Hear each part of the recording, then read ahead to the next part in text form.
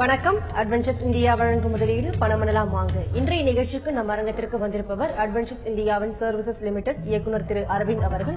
Currency trading குறித்து உங்களுடைய கேள்விகளுக்கும் சந்தேகங்களுக்கும் பதிலளிக்க இருக்கிறார். நேயர்களே, நீங்கள் செய்ய வேண்டியவை டிவி ஸ்கிரீன்ல பிளாஷ் ஆகிட்டு இருக்க இந்த நம்பருக்கு டயல் செய்து உங்கள் கேள்விகளை கேட்கலாம். வாங்க நிகழ்ச்சிக்கு போகலாம். வணக்கம் சார். வணக்கம்.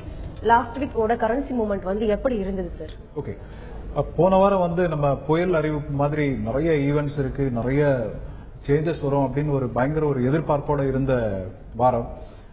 இந்தியாவிலும் சரி, உலகளாவிய எல்லா நாடுகளிலும் முக்கியமான நிறைய டேட்டா ரிலீஸ் எல்லாம் பயமுறுத்திட்டு இருந்த ஒரு காலகட்டம். பட் நம்ம புயல் எச்சரிக்கை மாதிரி வரும்னு சொல்லிட்டு கடைசியில பெரிய தாக்கம் எதுவும் ஏற்படுத்தாத கரன்சி மார்க்கெட் பொறுத்தளவு ஒரு நார்மலான ஒரு மார்க்கெட் என்று தான் சொல்ல வேண்டும். கடந்த வாரம் போன வெள்ளிக்கிழமைக்கும் இந்த வெள்ளிக்கிழமைக்கும் உள்ள பெரிய டிஃபரன்ஸ் அப்படின்னு பாத்தீங்கன்னா அப்படி ஒன்றும் பெரிய டிஃபரன்ஸ் இல்ல. டாலர்ல பாத்தீங்க அப்படின்னா போன வார வெள்ளிக்கிழமைக்கும் இந்த வார வெள்ளிக்கிழமைக்கும் ஜஸ்ட் ஒரு 12-13 பைசா தான் டிஃபரன்ஸ் இருந்திருக்கு. ரூபி கொஞ்சம் அப்ரிஷியேட் ஆயிருக்கு, ரூபி ஸ்ட்ரென்தன் ஆயிருக்கு.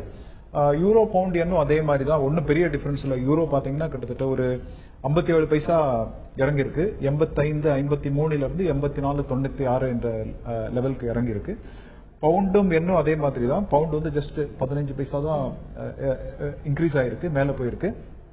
101.64 என்ற லெவல்ல போன வாரம் க்ளோஸ் ஆச்சு வெள்ளிக்கிழமை. என்ன பொறுத்தளவு 56 பைசா கீழே இறங்கி இருக்கு. 60.18 இருந்தது போன வெள்ளிக்கிழமை. கடந்த வெள்ளிக்கிழமை 59.6 59.62 என்ற லெவல்ல க்ளோஸ் ஆயிருக்கு. சோ சொன்ன மாதிரி இந்த பெரிய புயல் மழை வரும்னு எதிர்பார்த்த அந்த எதிர்பார்ப்புகள் எல்லாம் பொய் ஆகிட்டு அப்படி ஒன்றும் ரிசல்ட்ஸ் மீன்ஸ் அந்த கரன்சி மூவ்மெண்ட் மார்க்கெட்ல அது ஏற்கனவே ஃபேக்டரிங் பண்ணிச்சு. பிளஸ் எதிர்பாராத சில ரிசல்ட்ஸ் வந்ததுனால அப்படி ஒன்றும் பெரிய சேஞ்சஸ் இல்லாத நார்மலா இருந்தது போன வாரம். Sir, last week currency movement சொன்னீங்க. கடந்த வாரம் நடைபெற்ற முக்கியமான நிகழ்வுகள் மற்றும் ஈவென்ட்ஸ் ஏதாவது நடந்ததா சார்? ஓகே, இது ரெண்டா பிரிச்சுக்கலாம். போன வாரம் 2 முக்கியமான நிகழ்வுகள் நடந்தது. ஒன்னு நம்ம ஊர்ல ரிசர்வ் பேங்க் ஆஃப் இந்தியா அவங்களுடைய அனௌன்ஸ்மெண்ட்டும், ரெண்டாவது ஃபெட் யூஎஸ்ல நடந்த அனௌன்ஸ்மெண்ட் பத்தி பேசலாம். First reserve bank of India October மாசம் கடந்த செகண்ட் ஹாஃப்ல பாத்தீங்கன்னா நம்மளுடைய performance with respect to inflation ஆகட்டும், வித் ரெஸ்பெக்ட் டு ஜிடிபி ஆகட்டும் ஒரு சரிவான நிலையிலேயே நம்ம இருந்துட்டு இருக்கோம். எஸ்பெஷலி போன வருஷம் அக்டோபர்ல இருந்த அந்த ஃபுட் பிரைசஸ்க்கும் இந்த வருஷம் அக்டோபருக்குள்ள ஃபுட் பிரைசஸ்க்கும் கிட்டத்தட்ட ஒரு 20% உயர்வு இருக்கு. சோ பணவீக்கம் சிபிஐ பாத்தீங்க அப்படின்னாக்கா 7.52 என்ற லெவல்ல அடைஞ்சிருக்கு. ஹோல்சேல் பிரைஸ் இண்டெக்ஸ் பாத்தீங்கன்னா கிட்டத்தட்ட 11.24 அப்படின்ற ஒரு மிக உயர்ந்த நிலையை அடைஞ்சிருக்கு. சோ இதெல்லாம் கருத்துல வச்சு பார்க்கும்போது எல்லாரும் எதிர்பார்த்ததுன்னா அட்லீஸ்ட் ஒரு ரேட் ரிவிஷன் இருக்கும் ஆர்பிஐல அப்படின்னு ரொம்ப எதிர்பார்த்துட்டு இருந்தாங்க. இண்டஸ்ட்ரீஸ் எல்லாம் என்ன நினைச்சாங்கன்னா, சரி ஓகே ஒரு ரேட் ஹைக் வந்ததுனாக்கா நமக்கு இண்டஸ்ட்ரி ஆல்ரெடி டல்லா இருக்கு, ஜிடிபி growth less than 5% இருக்கும்போது இன்னும் ரேட் ஹைக் இப்ப தேவையான ஒரு எதிர்பார்ப்போட இருந்த பொழுது திரு ராஜன் அவர்கள் ஒரு சர்ப்ரைஸ் கொடுத்த மாதிரி ரேட் ஹைக் எதுவுமே பண்ணல. ரெப்போ ரேட் அதே ரேட்ல இருந்தது, சிஆர்ஆரும் அதே 4% மெயின்டைன் பண்ணாங்க. அதோட அசம்ஷன்ஸ் என்னவா இருக்கும் அப்படின்னு பாத்தீங்க அப்படின்னாக்கா, இப்போ டிசம்பர்ல அக்ரிகல்ச்சரல் கமாடிட்டிஸோட வரத்து அதிகமாகி ஃபுட் பிரைஸ் இன்ஃபிளேஷன் கொஞ்சம் குறையலாம் அப்படின்ற ஒரு எதிர்பார்ப்பு இருந்திருக்கலாம். ரெண்டாவது, மறுநாளே ஆர்பிஐ அனௌன்ஸ் பண்ண மறுநாளே உங்களுக்கு ஃபெட்டுடைய அனௌன்ஸ்மெண்ட் வரும். அதுல ஒருவேளை மார்க்கெட்ஸ் அஃபெக்ட் ஆகலாம். பங்கு சந்தையில முதலீடு பண்ணவங்க நம்ம எஃப்ஐஎஸ் எல்லாம் ஃபண்ட்ஸை பெரிய லெவல்ல வெளியே கொண்டு போகிறதுக்கான வாய்ப்புகள் இருக்கு. அதனால மார்க்கெட் ஒரு ஜோல்ட் வரும் அப்படின்ற ஒரு ஃபியர் ஃபேக்டரும் இருந்திருக்கலாம். மூணாவது, நம்ம சொன்ன மாதிரி ஜிடிபி ரொம்ப கம்மியா இருக்கு, less than 5% கீழே இருக்கிறதுனால இண்டஸ்ட்ரீஸ் பாதிக்கப்படும் அப்படின்ற ஒரு கன்சர்ன்னாலையும் இந்த ரேட் ஹைக் நடக்காம ஆர்பிஐ கவர்னர் இது பண்ணிருப்பாரு. அவரு கடந்த 2 இன்ஸ்டன்ஸ்லயும் பாத்தீங்கன்னா பிரைஸ் ரேட் ஹைக் இன்க்ரீஸ் பண்ணிருக்காரு. அப்போ சொன்னதெல்லாம் இன்ஃபிளேஷன் கண்ட்ரோல் பண்ணும் அப்படின்ட்டு. பொதுவா இந்த திருமூர்த்திகள்னு சொல்லுவாங்க. ஆர்பிஐ பொறுத்தவரை 3 விஷயங்கள் அவங்க they have to fight it out. ஒன்னு கரண்ட் அக்கௌண்ட் டெபிசிட், ரெண்டாவது வாலட்டிலிட்டி ஆஃப் டாலர், மூணாவது இன்ஃபிளேஷன். இந்த திருமூர்த்தின்னு சொல்லலாம் அல்லது கிளட்ச் பிரேக் ஆக்சிலரேட்னு சொல்லலாம். சோ மூணுத்தையுமே கண்ட்ரோல் பண்ணும். பட் மூணுத்தையும் ஒரே நேரத்தில் மேனேஜ் பண்ண முடியாது. சக்சஸ்ஃபுல்லி மே மாசம் வாலட்டிலிட்டியை ஆர்பிஐ சக்சஸ்ஃபுல்லா கண்ட்ரோல் பண்ணிருக்காங்க. அதனால ஒரு 9 rupees ஸ்டீப் ஃபால் இது பண்ணிருக்காங்க. கரண்ட் அக்கௌண்ட் டெபிசிட்டும் by cuts base gold imports எல்லாம் குறைஞ்சதுனால கரண்ட் அக்கௌண்ட் டெபிசிட் முதல்ல இருந்து 4% ஆஃப் ஜிடிபில இருந்து குறைஞ்சு less than 3% வந்திருக்கு. So that's again a good show. So இப்போதைக்கு கன்சர்னா இருக்கிறது பாத்தீங்கன்னா இண்டஸ்ட்ரி growth பார்க்கணும் அப்படின்ற ஒரு கன்சர்ன் ஏரியா இருந்ததுனால ரேட்ஸ் வந்து இன்க்ரீஸ் பண்ணல.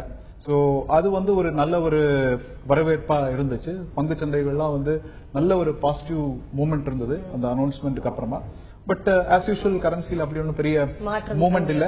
17 பைசா தான் மூவ்மெண்ட் இருந்தது அந்த அனௌன்ஸ்மெண்ட் வந்த அன்னைக்கு. ஸோ இது இந்தியாவில் நடந்த ஒரு முக்கியமான நிகழ்வுன்னு சொல்லலாம்.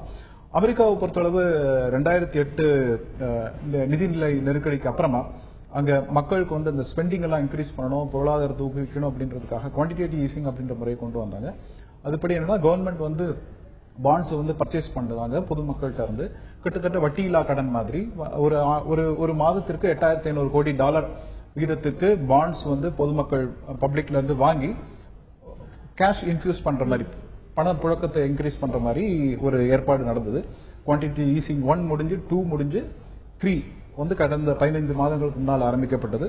ஸோ மாதந்தோறும் $8,500 கோடி அளவுக்கு வந்து டாலர்ஸ் வந்து bonds and treasury bonds and mortgage based securities ரெண்டுத்தையும் வந்து கவர்மெண்ட் வாங்கி பணப்புழக்கத்தை உண்டு பண்ணிட்டு இருந்தது. ஸோ கடந்த ஒரு 3-4 மாதங்களா பாத்தீங்க அப்படின்னாக்கா அமெரிக்கா ஈவன் தேங்க்ஸ் கிவிங் டே அன்னைக்கு நடந்த ரீட்டைல் சேல்ஸ் பாத்தீங்கன்னா போன வருடத்தோட மிக உயர்ந்த அளவு இருந்தது. ஸோ அதெல்லாம் இண்டிகேஷன்ஸ் தட் அமெரிக்க எக்கானமி வந்து பிரைட்டன் ஆயிட்டு இருக்கு அப்படின்ற ஒரு இண்டிகேஷன் வந்தது. பிளஸ் அன்எம்ப்ளாய்மெண்ட் ஸ்டேட்டஸும் கொஞ்சம் இம்ப்ரூவ் ஆயிட்டு இருக்கிறதுனால ஃபெட் வந்து நினைச்சாங்க சரி ஓகே இந்த 8,500 கோடி லெவலுக்கு இல்லாட்டாலும் ஒரு 1,000 கோடி குறைச்சு 7,500 கோடி பர் மந்த் அப்படின்ற மாதிரி பர்ச்சேஸ் வந்து குறைச்சிக்கலாம் ஜனவரியில இருந்து அப்படின்னு ஒரு அனௌன்ஸ்மெண்ட் வெளியிட்டிருக்காங்க. இதுக்கு இப்போ பிரசன்ட் ஃபெட்டோடைய சீஃபுடைய கடைசி அனௌன்ஸ்மெண்டா இருக்கலாம். ஏன்னா அவர் ஜனவரி 31 ரிட்டையர் ஆகாரு. ஸோ இது ரொம்ப ஒரு மொமெண்டஸ் அக்கேஷன் சொல்லலாம் அமெரிக்கா பொருளாதாரத்தை பொறுத்தளவு. ஏன்னா 2014 அப்புறம் கண்டிப்பாக ஏறுமுகமாக இருக்கும்ன்றது உலகளாவ ஒரு ப்ரெடிக்ஷன் இருக்கு யுஎஸ் எக்கானமி பத்தி.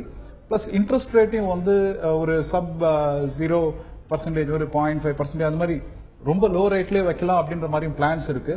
ஏன்னா அன்எம்ப்ளாய்மெண்ட் ரேட் வந்து ஒரு 5.8% அப்படின்ற லெவல் ரீச் ஆகிறது வரைக்கும் மேபி அவங்க இன்ட்ரெஸ்ட் ரேட்டையும் கூட கம்மியா வச்சுக்கலாம் அப்படின்ற மாதிரி யூஎஸ் கவர்மெண்ட் சொல்லியிருக்கு. ஸோ இது வந்து இப்படி இந்த அனௌன்ஸ்மெண்ட்னால அப்படி ஒன்றும் பெரிய மூவ்மெண்ட்ஸ் நம்ம எதிர்பார்த்த மூவ்மெண்ட்ஸ் ஒன்றும் பெருசா நடக்கல. பட் டாலர் இண்டெக்ஸ் கொஞ்சம் ஸ்ட்ரென்தன் ஆயிருக்கு. இந்தியன் மார்க்கெட்ஸ் வந்து அப்படி ஒன்றும் பயங்கர ரியாக்ஷன்ஸ் எல்லாம் ஒன்றும் பெருசா காமிக்கல. ஈக்விட்டி மார்க்கெட்ஸ் பெருசா காமிக்கல. லாஸ்ட் வீக் ஈவென்ட்ஸ் மற்றும் நிறைய விஷயங்கள் சொன்னீங்க சார். லாஸ்ட் வீக் அந்த டேட்டா ரிலீசஸ் வந்து எப்படி இருந்தது சார்? ஓகே, டேட்டா ரிலீசஸ் பாத்தீங்கன்னா சொன்ன மாதிரி நிறைய டேட்டா ரிலீஸ் ஆயிருக்கு. கிட்டத்தட்ட ஒரு 15-20 டேட்டா ரிலீஸ் ஆயிருக்குன்னு சொல்லலாம். இந்தியாவை பொறுத்தளவு பாத்தீங்கன்னா மண்டே அன்னைக்கு வந்துட்டு ஹோல்சேல் பிரைஸ் இண்டெக்ஸ் இன்ஃபிளேஷன் வந்துட்டு அந்த இது ரொம்ப ஹையா இருந்தது. ஸோ ஹையா இருந்தா கூட ருப்பி வந்து அன்னைக்கு அப்ரிஷியேட் ஆச்சு. இட்ஸ் வெரி எதிர்பாராத ஒரு நிகழ்வு. கிட்டத்தட்ட மண்டே க்ளோசிங் வந்துட்டு ஃப்ரைடே க்ளோசிங் கம்பேர் பண்ணும்போது இட் வாஸ் அப்படி எதிர்பார்த்த அளவுக்கு நம்ம டேட்டா நெகட்டிவா இருந்தாலும் நம்ம டாலர் மூவ்மெண்ட் அதுக்கேற்றாப்புல இல்ல. மற்றபடி யூஎஸ்ல உள்ள இண்டஸ்ட்ரியல் டேட்டா பாசிட்டிவா இருந்தது. ஸோ யூஎஸ் டாலர் ரிலேட்டடா உள்ள எல்லா டேட்டாவும் மண்டே அன்னைக்கு பாசிட்டிவா இருந்தது. தென் டியூஸ்டே அன்னைக்கு பாத்தீங்கன்னாக்கா டியூஸ்டேலயும் பாத்தீங்கன்னாக்கா US and Europe related data பாசிட்டிவா இருந்தது. பிரிட்டன் ரிலேட்டட் டேட்டா நெகட்டிவா இருந்தது. பேங்க் ஆஃப் அமெரிக்கா வந்து வெனஸ்டே அன்னைக்கு ரேட்ஸ் வந்து அவங்க அன்சேஞ்சா வச்சிருக்காங்க, 0.5% இருக்கும் அப்படின்ற மாதிரி அனௌன்ஸ் பண்ணிருக்காங்க. ஸோ தட் வாஸ் அது வந்து பிரிட்டன் பொறுத்துள்ள ரிலேட்டடா உள்ள டேட்டா. அப்புறம் தர்ஸ்டே பாத்தீங்க அப்படின்னாக்கா யூஎஸ்ல ரிலீஸ் ஆன டேட்டா கொஞ்சம் நெகட்டிவா வந்தது. அன்எம்ப்ளாய்மெண்ட் டேட்டா நெகட்டிவா இருந்தது. ஹோம் சேல்ஸ் டேட்டா கொஞ்சம் ஸ்லிப் ஆச்சு. அது மாதிரி யூகேல உள்ள ரீட்டைல் சேல்ஸ் டேட்டாவும் நெகட்டிவ். ஸோ தர்ஸ்டே அன்னைக்கு வந்த டேட்டா ரிலீஸ் எல்லாமே கிட்டத்தட்ட எல்லா கண்ட்ரிஸ் எல்லா கரன்சிஸ்க்கும் நெகட்டிவா வந்தது. ஃப்ரைடே அன்னைக்கு பாத்தீங்கன்னா யூஎஸ்க்கு ரொம்ப பாசிட்டிவான ஒரு டேட்டா. கிட்டத்தட்ட quarter on quarter GDP growth rate பாத்தீங்கன்னா 4.4% அப்படின்ற லெவலுக்கு ஒரு பாசிட்டிவான டேட்டா ரிலீஸ் ஆச்சு. Expected was only 3.6%. So it was very positive data. மற்றபடி German and Europe related data வந்து கொஞ்சம் நெகட்டிவா தான் இருந்தது. So it was mix of both positive and negative data நம்ம சொல்லலாம் போன வாரம். சார் இந்த வாரம் டேட்டா ரிலீஸ் வந்து என்னென்ன விஷயங்கள் இருக்கு, என்ன இருக்கு சார்? ஓகே, இந்த வாரம் வந்து அப்படி ஒன்னும் பெரிய டேட்டா ரிலீசஸ் இருக்கிற மாதிரி இல்ல. கிட்டத்தட்ட கிறிஸ்துமஸ் மிட் ஆஃப் த வீக்ல வந்து கிறிஸ்துமஸ் வருது. ஸோ பெரிய டேட்டா ரிலீஸ்ன்ற மாதிரி எதுவும் இல்லை. இந்தியாவை பொறுத்தளவு பை 25th அப்புறமா இன்ஃப்ராஸ்ட்ரக்சர் ரிலேட்டட் ஒரு இண்டெக்ஸ் ஒன்று ரிலீஸ் ஆகுது. மற்றபடி நெக்ஸ்ட் டேட்டா ரிலீஸ் அப்படின்னு பார்த்தீங்கன்னா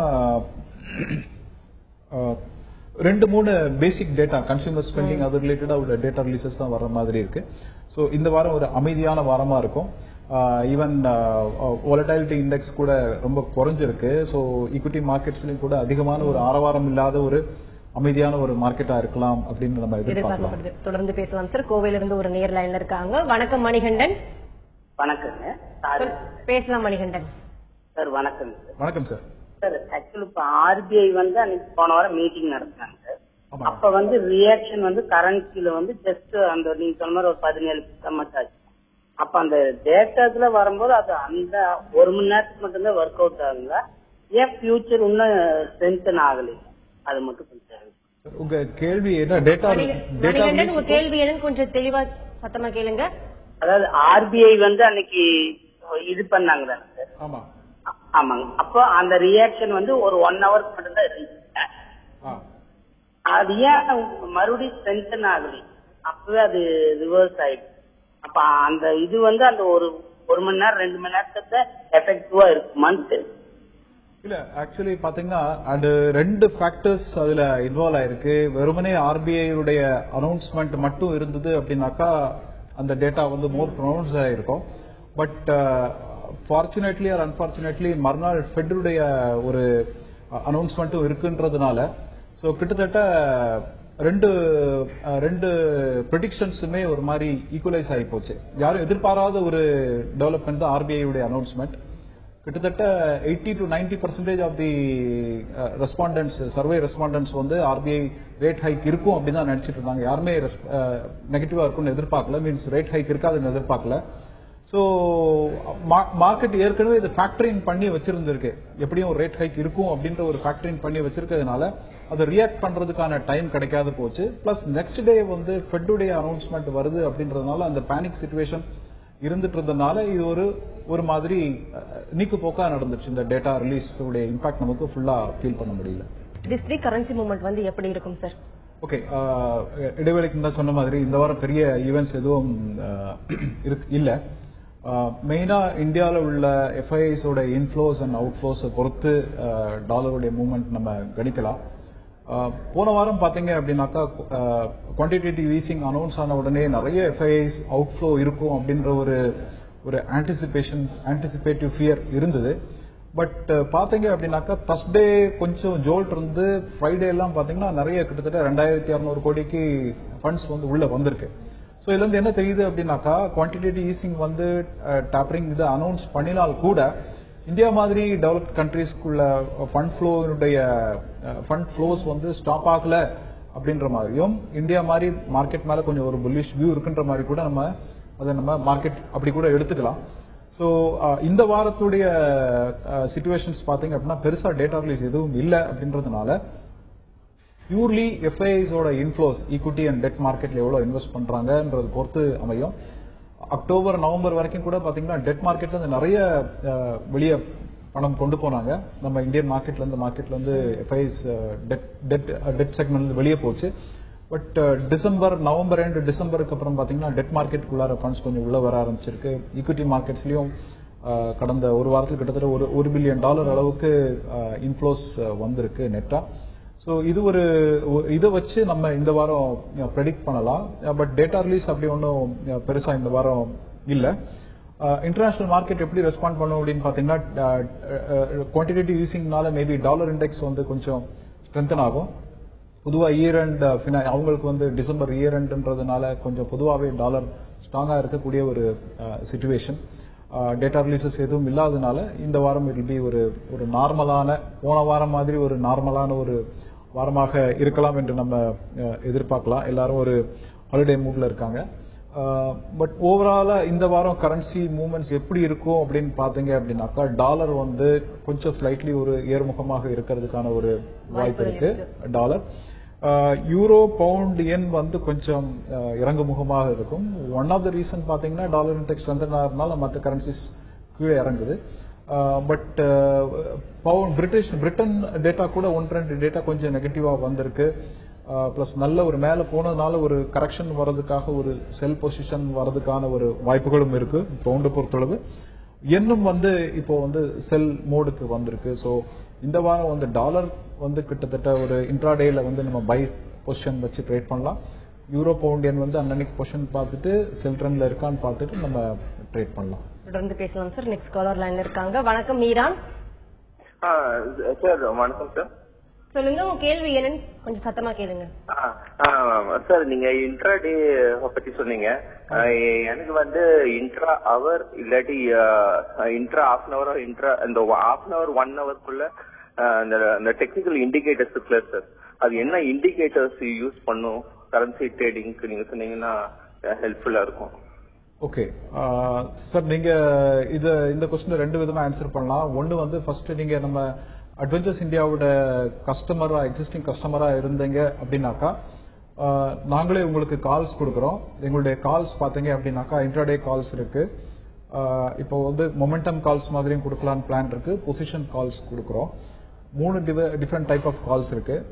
அந்த இன்ட்ராடே கால்ஸையும் ஃபர்தர் 2ஆ பிரிச்சு ஸ்டார்டர்ஸ்க்கு புதுசா இப்பதான் ட்ரேட் பண்ண ஆரம்பிக்கிறவங்களுக்கு ஸ்டார்டர்ஸ்க்கு கொஞ்சம் பேசிக்கா உள்ள கால்ஸும், நல்ல பழகினவங்களுக்கு கொஞ்சம் ஹெச்என்ஐ மாதிரி ஹெவியா இன்வெஸ்ட் பண்ணிருக்கவங்களுக்கு கொஞ்சம் அக்ரெசிவான கால்ஸும் கொடுக்கலான்ற மாதிரி அந்த பிளான்ஸும் இருக்கு. ஸோ நீங்க எக்ஸிஸ்டிங் கஸ்டமரா இருந்தீங்க அப்படின்னாக்கா நீங்க அதை பத்தி கவலைப்பட வேண்டாம். உங்களுடைய ரெக்குயர்மெண்ட்டுக்கு ஏற்றாப்புல எங்களுடைய ரிசர்ச் டீம்ல வர கால்ஸை ஃபாலோ பண்ணாலே போதும். இல்லாத பட்சத்தில் நீங்க எங்க ரிசர்ச் டீமை கான்டாக்ட் பண்ணீங்க அப்படின்னாக்கா அவங்க உங்களுக்கு ஹாஃப் அன் அவர் 1 ஹவர் நீங்க எந்த இன்டர்வல்ல நீங்க ட்ரேட் பண்ணிட்டு வரணும்னு நினைக்கிறீங்களோ அந்த இன்டர்வலுக்கு உங்களுக்கு கால்ஸ் கொடுப்பாங்க. அது பாயிண்ட் 1. பாயிண்ட் 2, இன்கேஸ் நீங்க அட்வென்ச்சர்ஸ் இந்தியாவில் கஸ்டமரா இல்ல அப்படின்னாக்கா 2 பண்ணலாம். ஒன்னு உடனடியாக கஸ்டமர் ஆகலாம், அல்லது இதுக்குன்னு சில சார்ட்டிங் டூல்ஸ் இருக்கு. அந்த சார்ட்டிங் டூல்ஸை யூஸ் பண்ணி நீங்க ட்ரேட் பண்ணலாம். பட் அதுல ஒரு இஷ்யூ என்ன அப்படின்னு பாத்தீங்கன்னாக்கா வெறுமனே டெக்னிக்கல்ஸ் மட்டும் நம்பி நம்ம ட்ரேட் பண்ணும்போது சில சமயங்கள் அது நமக்கு எதிராக திரும்புறதுக்கான வாய்ப்புகள் நிறைய இருக்கு. உதாரணமா பாத்தீங்கன்னா போன ஆர்பிஐ ரேட் இன்க்ரீஸ் அப்போ டெக்னிக்கல் சார்ட் வச்சு பார்க்கும்போது அது கொடுத்த கால் அந்த ஆர்பிஐ டேட்டா ரிலீஸ் ஆன அடுத்த 5 நிமிஷத்துலயே அப்படியே ரிவர்ஸ் ஆச்சு. சோ இது நம்ம டெக்னிக்கல் மட்டும் ஃபாலோ பண்ணி நம்ம ட்ரேட் பண்ணணுமா அல்லது ஃபண்டமெண்டல் மட்டும் ஃபாலோ பண்ணி ட்ரேட் பண்ணணுமா அப்படின்ற ஒரு கொஸ்டின் கேட்டீங்க அப்படின்னாக்கா இரண்டும் கலந்து ட்ரேட் பண்ணணும் அப்படின்ற ஒரு அத்தியாவசியம் இருக்கிறதுனால கூடுமான வரைக்கும் நீங்களே சார்ட் பார்த்து ட்ரேட் பண்ணி பண்றதுக்கு பதிலா எங்களுடைய ரிசர்ச் டீமே உங்களுக்கு ஃபுல்லா சப்போர்ட் பண்ணி ஹெல்ப் பண்ணி உங்களை ட்ரேட் பண்ண வைக்கிறதுனால உங்களுக்கு அட்வைஸ் எல்லாம் கொடுக்கறதுனால பெட்டர் நீங்க எங்களுடைய ரிசர்ச் கால்ஸை ஃபாலோ பண்ணி ட்ரேட் பண்றது நல்லது. பட் இருந்தாலும் சில சார்ட்டிங் டூல்ஸ் எல்லாம் இருக்கு, அது ப்ரொவைட் பண்ற கம்பெனிஸ் இருக்காங்க. அந்த பயன்படுத்தி கூட நீங்க மார்க்கெட்டை நீங்க ஒரு இது பண்ணி பாத்துக்கலாம். மேலும் பேசலாம் சார். நெக்ஸ்ட் காலர் லைன்ல இருக்காங்க. வணக்கம் ராஜ்குமார். வணக்கம் சார், என் பேர் ராஜ்குமார், திருச்சியில இருந்து பேசுறேன். சொல்லுங்க ராஜ்குமார். இப்போ நான் திருச்சியில இருக்கேன். இங்க இருந்து எப்படி சார் நான் அக்கௌண்ட் ஓபன் பண்றது, எப்படி எனக்கு இந்த அக்கௌண்ட் ஓபன் பண்ற ப்ரொசீஜர் ஒண்ணு சார். ரெண்டாவது இந்த ட்ரைனிங் எல்லாம் எப்படி சார் நீங்க ப்ரொவைட் பண்றீங்க அட்வென்ச்சர்ஸ் இந்தியால? ஓகே சார், திருச்சியில நம்ம பிரான்ச் இருக்கு. ஃபுல் ஃபிளட்ஜா ஜனவரி மாசத்துல நம்ம ஆபரேஷன் ஸ்டார்ட் பண்றோம். மிஸ்டர் கண்ணன் இருக்காரு, அவர் தான் திருச்சி அந்த ஏரியாவுக்கு ஹெட். உங்களுடைய நம்பர் எங்களுக்கு இப்போ பதிவாயிருக்கு. உங்களை மிஸ்டர் கண்ணன் உங்களை கூப்பிட்டு உங்க கான்டாக்ட்ஸ் வாங்கிட்டு உங்கள்ட்ட பேசி அக்கௌண்ட் ஓபனிங் பத்தி பேசுவாரு. ரெண்டாவது எங்களுடைய கால்ஸ் எப்படி இருக்கும் அப்படின்னு கால்ஸ் அல்ல எப்படி நீங்க ட்ரேட் பண்றதுன்னு பாத்தீங்க அப்படின்னா அக்கௌண்ட் ஓபன் ஆகிறதுக்கு முன்னால ஜெனரல் கஸ்டமர்ஸ்க்கு ஒரு இன்ட்ரோடக்டரி ஓரியன்டேஷன் கிளாஸ் மாதிரி இருக்கு கொடுக்கறோம் எங்க பிரான்ச்சஸ்ல சனிக்கிழமை. ஈக்விட்டி மீன்ஸ் கரன்சி மார்க்கெட்னா என்ன, கமாடிட்டி மார்க்கெட்னா என்ன அப்படின்ற ஒரு ஓரியன்டேஷன், கரன்சி மார்க்கெட் பத்தி ஒரு சாட்டர்டேவும் அடுத்த வாரம் கமாடிட்டி மார்க்கெட் பத்தி ஒரு ஓரியன்டேஷன் கொடுக்கறோம். அதுல உங்களுக்கு ஒரு ஐடியா கிடைக்கும். உங்களுக்கு அந்த கான்பிடன்ஸ் வந்த பிறகு அக்கௌண்ட் ஓபன் பண்றீங்க.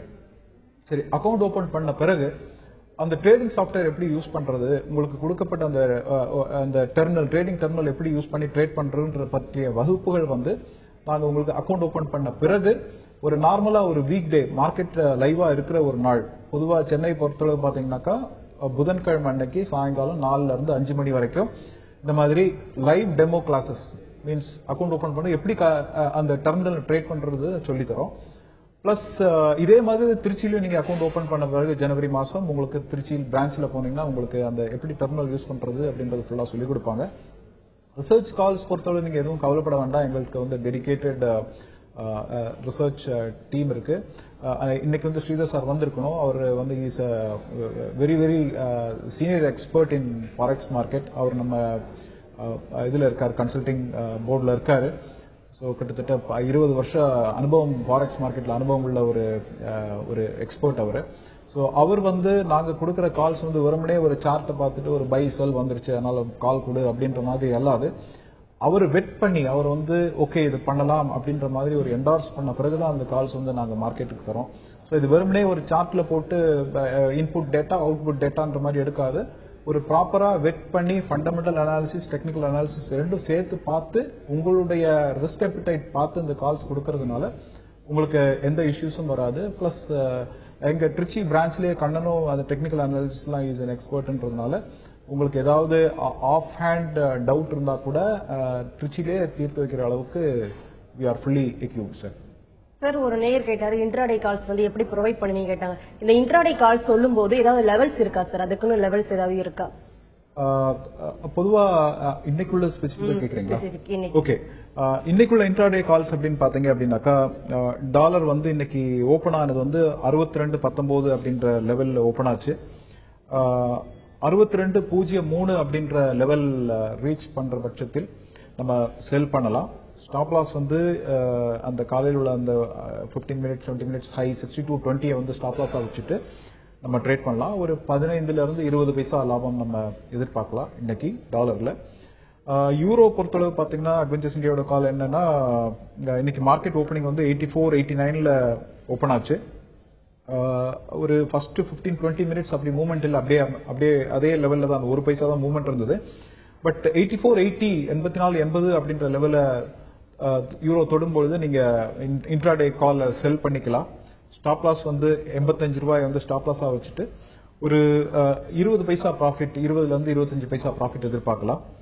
பவுண்ட் பொறுத்தளவு இன்னைக்கு மார்க்கெட் ஓப்பனிங் வந்து 101.55 அப்படின்ற லெவல்ல ஓபன் ஆச்சு. ஓபன் ஆகி ஒரு 15 மினிட்ஸ்ல ஒரு 15 பைசா கீழே விழுந்தது. ஸோ மேபி 101.40 அப்படின்ற லெவல்ல டச் பண்ணும்போது நீங்க செல் பண்ணலாம். மேபி நேரம் அது ரீச் பண்ணிடலாம், 10 மணி ஆக போகுது. ஸ்டாப் லாஸ் வந்து 101.59 அப்படின்ற லெவல் ஸ்டாப் லாஸ் வச்சுட்டு இங்கேயும் ஒரு 20 பைசா ப்ராஃபிட் எதிர்பார்க்கலாம். தொடர்ந்து பேசலாம். நெக்ஸ்ட் காலர் லைன்ல இருக்காங்க. வணக்கம் Manikandan. Hello madam, good morning madam. Good morning, சொல்லுங்க உங்க கேள்வி என்னன்னு கேளுங்க.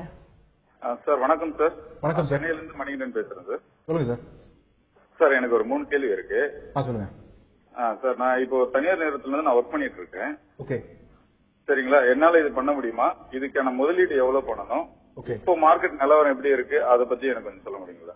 ஓகே, நீங்க தனியார் நிறுவனத்தில் வேலை செய்யறதுனால கண்டிப்பா பண்ணலாம். நீங்க இதுல வந்து கரன்சி மார்க்கெட்ல ட்ரேட் பண்றதுக்கு ரெக்யர்மெண்ட் அப்படின்னு பாத்தீங்கன்னா 18 வயது பூர்த்தியா இருக்கணும், பேன் கார்டு ஹோல்டரா இருக்கணும், பேங்க் அக்கவுண்ட் இருக்கணும், 2 போட்டோகிராஃப் இருக்கணும், அவ்வளவுதான். Bank statement 6 month bank statement இது மட்டும் இருந்தாலே கூட நம்ம கரன்சி மார்க்கெட்ல ட்ரேட் பண்ண ஆரம்பிக்கலாம். பெரிய அதை பத்தின எக்ஸ்பீரியன்ஸ் எல்லாம் இருக்கணும்னு அவசியம் இல்லை. ஏன்னா உங்களுக்கு வந்து ஒரு ஃபுல் ஹேண்ட் ஹோல்டிங் நாங்களே கொடுக்க போறோம். அதனால நீங்க அதை பத்தி ஒன்றும் ஒரி பண்ணிக்க வேண்டாம். நீங்க ஒர்க் பண்ணிட்டு இருக்கிறதுனால அக்கௌண்ட் ஓபன் பண்ணிட்டு 2 விதமா நீங்க ட்ரேட் பண்ணலாம். உங்களுக்கு சப்போஸ் நீங்க வந்து ஐடி துறையில இருந்தீங்க அப்படின்னாக்கா உங்களுக்கு லேப்டாப் அந்த கம்ப்யூட்டர்ஸ் இருந்ததுனாக்கா நீங்களே கூட ட்ரேட் பண்ணிக்கலாம். உங்களுக்கு அந்த ட்ரேடிங் டெர்மினல்ஸ் கொடுத்துருவோம். அல்லாத பட்சத்தில் உங்களுக்கு உங்களுடைய செல்போனுக்கு எப்படி எஸ்எம்எஸ் வந்துடும், எங்களுடைய ரிப்போர்ட்ஸும் வரும். ஸோ அதை பார்த்துட்டு நீங்க கால்ஸ் பிளேஸ் பண்ணலாம், கூப்பிட்டு ஆர்டர் பிளேஸ் பண்ணலாம். கால் அண்ட் பிளேஸ் ஆர்டர் மாதிரி எங்க டீலர்ஸ் ஆர்டர் பிளேஸ் பண்ணலாம் கூப்பிட்டு. அது 2வது முறை. 3வது கரன்சி, சென்னையில வந்து கரன்சி ட்ரேடிங்காக இந்த ஐபேட்லயே கூட ட்ரேட் பண்ணலாம் அப்படின்ற மாதிரி ஒரு ட்ரேடிங் சாஃப்ட்வேர் நாங்க இன்ட்ரடியூஸ் பண்ணிருக்கோம். நிறைய கஸ்டமர்ஸ் வந்து கம்ப்யூட்டர் யூஸ் பண்ணாம ஜஸ்ட் ஐபேட்லயே வந்து கரன்சி ட்ரேட் பண்ண ஆரம்பிச்சிருக்காங்க. ஸோ அது உங்களுக்கு வசதியாக இருக்கும். 1. 2வது எவ்வளவு மூலதனம் வேணும் அப்படின்னு கேட்டீங்க. கரன்சி மார்க்கெட் வந்து ஒரு லாட் ட்ரேட் பண்றதுக்கு மேபி ஒரு 5000 ரூபாய் இருந்தா கூட போதும் அப்படின்னு இருந்தா கூட நீங்க வந்து கரெக்டா 5000 ரூபாய் இல்ல 10,000 ரூபாய் வச்சு ட்ரேட் பண்ணாம ஒரு கணிசமான அமௌண்ட் ஒரு 20,000 rupees 50,000 rupees அந்த மாதிரி ஒரு 25,000 to 50,000 rupees போட்டீங்க அப்படின்னாக்கா உங்களுக்கு வந்து ட்ரேட் பண்றது கொஞ்சம் வசதியா இருக்கும். அதனால 50,000 rupees இருந்தாதான் ட்ரேட் பண்ணணும்னு நான் சொல்லல. 10,000 இருந்தாலே நம்ம ஸ்டார்ட் பண்ணலாம். பட் நான் இப்போ அடிக்கடி சொல்ற மாதிரி 100 ரூபாய் என்னுடைய மூலதனம் ட்ரேடிங்காக மூலதனம் இருக்கு அப்படின்னாக்கா அந்த 100 ரூபாயிலே 20ல இருந்து 30% மட்டுமே நான் வந்து ட்ரேட் பண்ண பயன்படுத்துவேன். பாக்கி 70% வந்துட்டு மார்க்கெட் எனக்கு அகைன்ஸ்டா போகும்போது அதை வந்து ட்ரேட் எம்டிஎம் இது பண்றதுக்காக மார்க்கெட்டோட இருக்கிறதுக்காக சர்ப்ளஸ் ஃபண்ட்ஸ் வச்சுக்கணும். ஏன்னா எம்டிஎம் வரும்போது ஒவ்வொருத்தரையும் நம்ம வந்துட்டு ஆர்டிஜிஎஸ் பண்ணிட்டு இருக்க முடியாது. சோ நம்ம கணிசமா ஒரு 50,000 rupees இருந்தனாக்கா கொஞ்சம் நல்லா பண்ணலாம். பட் நெவர்தலெஸ் 10,000 rupeesல கூட நம்ம ஸ்டார்ட் பண்ணலாம். Thank you sir. இவ்வளவு நேரம் உங்க டைம் ஒதுக்குறதுக்கு கரன்சி ட்ரேடிங் குறித்து பலவிதமான கருத்துக்களை வந்து நீங்க பதிவு செஞ்சீங்க. நேயர்கள் கிட்ட ஒவ்வொரு கேள்விக்கும் ரொம்ப பொறுமையா பதிலளிச்சீங்க சார். நன்றி. அட்வென்ச்சர்ஸ் இந்தியா வழங்கும் முதலீடு பணமனலாமாக நிகழ்ச்சிக்கு இன்று நம் அரங்கத்திற்கு வந்திருப்பவர் அட்வென்ச்சர்ஸ் இந்தியாவின் சர்வீசஸ் லிமிடெட் இயக்குநர் திரு அரவிந்த் அவர்கள். கரன்சி ட்ரேடிங் குறித்து அவர்கள் சொன்ன பலவிதமான தகவல்கள் உங்களுக்கு ரொம்பவே பயனுள்ளதாக அமைஞ்சிருக்கும். மீண்டும் சந்திப்போம். வணக்கம்.